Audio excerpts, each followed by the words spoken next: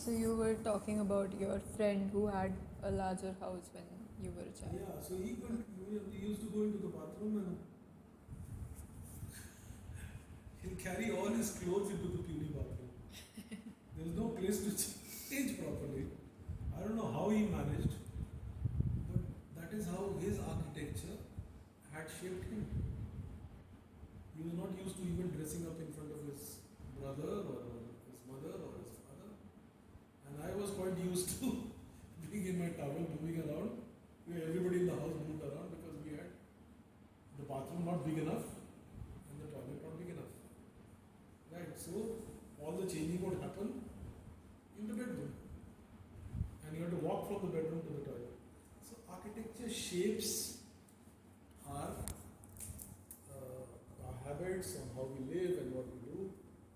So uncle and auntie, we have to be very slowly getting them to adjust to this house. Hmm.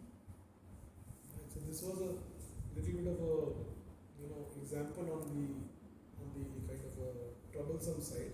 Hmm. But there's also been examples of houses where this kid who was living in a house which had only one door, one entrance, rooms, and a living room. Right? These wall-to-wall houses in Frenchtown, though he lived in the Frenchtown. And he moved out into one of the houses that we had built. Hmm. And he said, every day in the morning I get up and I have to decide where to go because I have so many options. So it changed his lifestyle, where he used to just get up and go and sit in that one seat in the living room, right, or on the dining table, and move out. Right, so the house was like a hotel. Hmm. And now this house had become a jungle and a resort and a hill station, and he didn't know which picnic spot to visit because there were benches on the terrace, there were benches in the garden, there was one, the kitchen was like an island in the garden, and he had options. Yes. So in that same house, there was another very beautiful story from there, where the client wanted his mother to live in the quietest room possible. And they said old people don't want to live quiet; they want to actually live where all the noise, where all the action is. He didn't question me, but he was not convinced. But he agreed. And I made his mother, brought her into a room where she had views to two gardens. She could see who was coming in and going out. And I think just because of that, almost one full year later, when I visited their home, she put her hand on my back and said, "Thank you, Neil, you gave me a house where summer didn't feel like summer." And I'm very sure it was not about the heat. Right? It was about being engaged Yes. with what was happening. So locations, Hmm. where, what you can see and how you can do things. So this house looks big because much bigger than what it is because of how things are located. Hmm. That blue chair across the bridge, it receives you. Yes.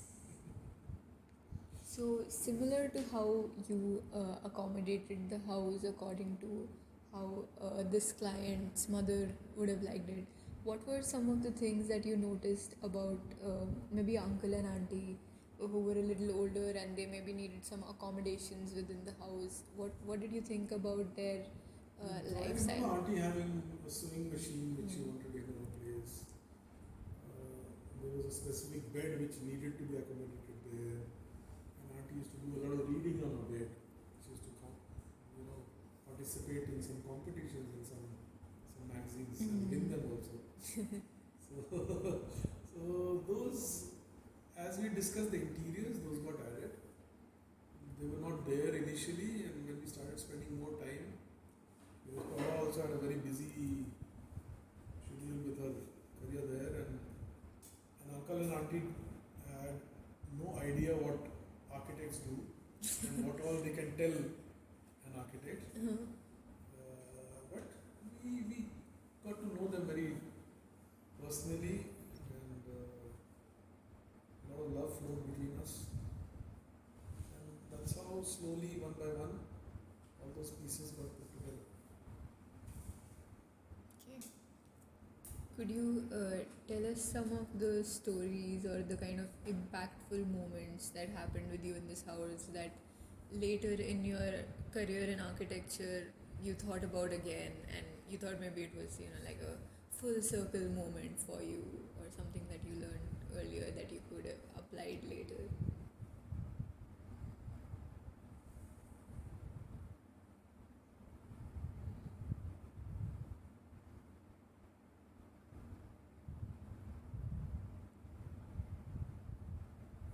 I think this house was a little bit of a kind of a culmination point of what we had gathered as experiences over all those formative years of practice. And since this house, we also started getting some larger projects. Right? We did a 14-story housing in Bangalore. We did Kalpana housing in. We did a school. But houses are good training ground, especially for. They're very complex. I will tell you another thing, that a kitchen is as much work as a whole house. Right? It has those many layers. Right? And to fit it with this arch there, and you have to notice that, yeah. So one of those lessons, let us say, it comes full circle. So we designed the kitchen with a big cashew tree in front.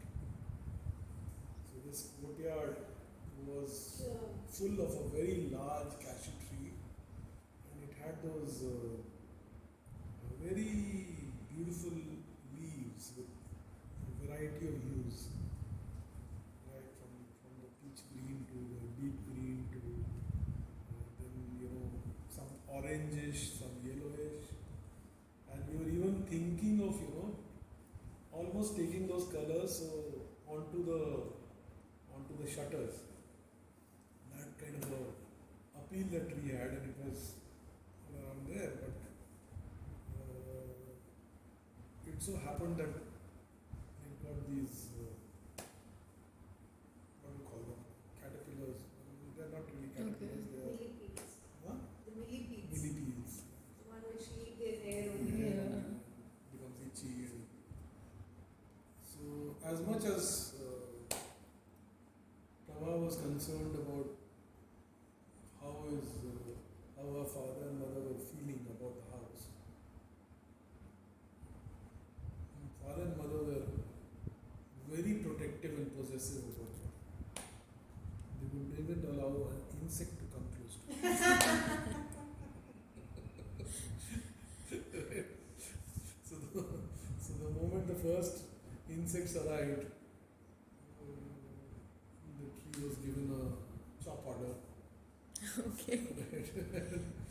So, okay, it went. Anyways, cashew trees don't have a very long life, but as much as they could. Used to be here. No? Yes, right. This thing. I've almost forgotten now that you're mentioning it.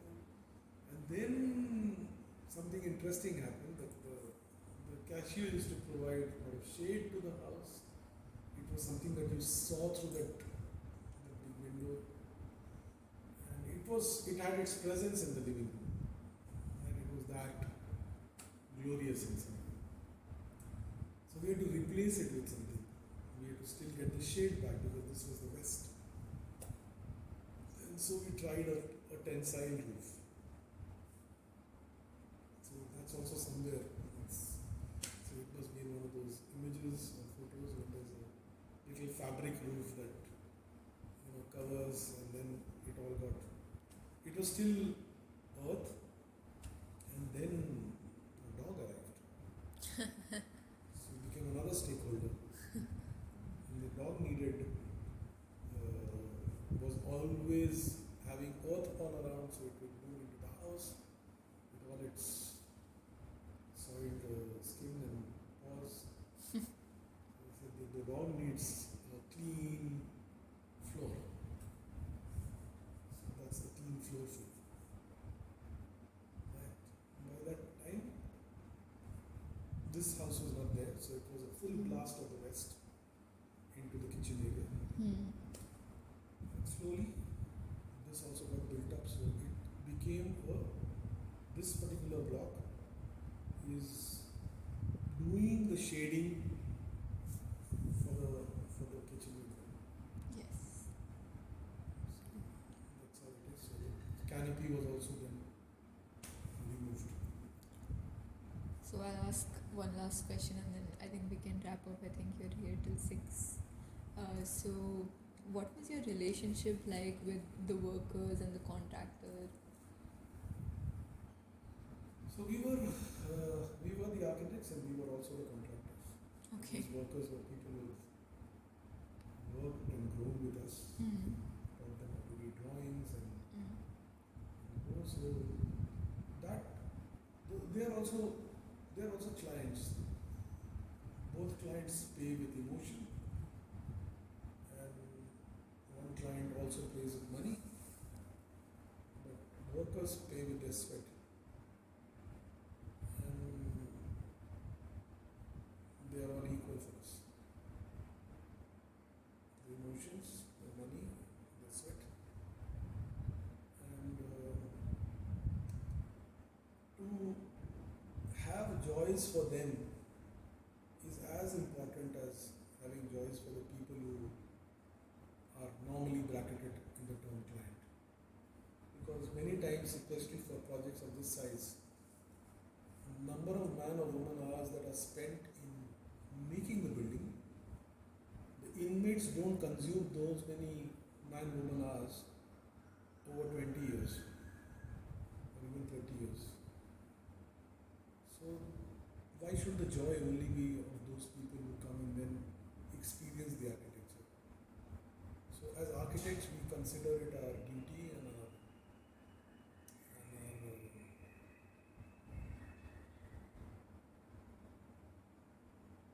I think a very delicate and a beautiful role that we need to play to make our work enjoyable even for the workers.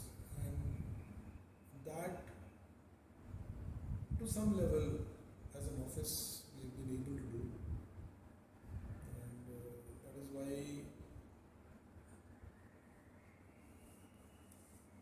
I think without really having very great looking balance sheets, we